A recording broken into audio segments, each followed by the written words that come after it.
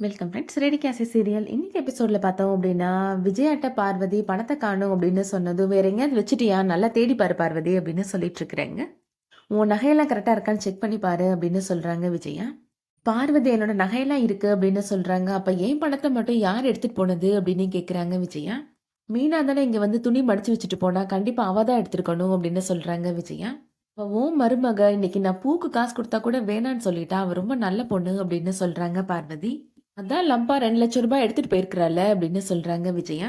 இங்க பணம் இருக்கிற விஷயமே அவளுக்கு தெரியாது அப்படின்னு சொல்றாங்க பார்வதி.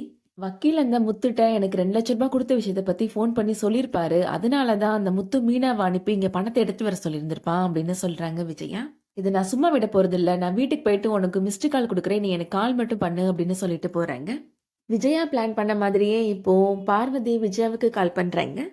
பார்வதி சொல்ற மாதிரியே இப்போ விஜயா பேசுறாங்க. என்ன சொல்ற பார்வதி, உன் வீட்ல இருந்து 2,00,000 காணுமா அப்படின்னு கேக்குறாங்க. உன் பையன் உனக்கு கொஞ்சம் கொஞ்சமா அனுப்பின பணம் தானே அது அப்படின்னு சொல்றாங்க. புதுசா யாராவது உன் வீட்டுக்கு வந்தாங்களா அப்படின்னு கேக்குறாங்க விஜயா. என்னது, மீனா வந்து பூ கொடுத்துட்டு போனாளா, உன் ரூம்ல வந்து துணி மடிச்சு வச்சுட்டு போனாளா அப்படின்னு அவங்க சொன்ன மாதிரியே பேசிட்டு இருக்கிறாங்க விஜயா. மீனா மேலதான் நீ சந்தேகப்படுறியா அப்படின்னு கேக்குறாங்க. அதை கேட்டா மீனா அழ ஆரம்பிச்சிடுறாங்க. நான் எதுக்காகங்க அவங்க வீட்டுல போய் பணத்தை எடுக்க போறேன் அப்படின்னு சொல்லி அழுறாங்க.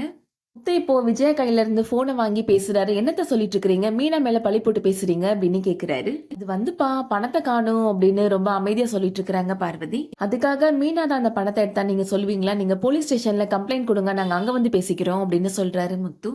ரோகிணி நினைக்கிறாங்க, ஆன்டி போன்ல பேசுறதெல்லாம் பாக்குறப்ப ஏதோ டிராமா போடுற மாதிரி இருக்கு. இப்ப பண விஷயம் மீனா மேல திருப்பி விட பாக்குறாங்க போல, இதுவும் நமக்கு நல்லதுதான் அப்படின்னு யோசிக்கிறாங்க.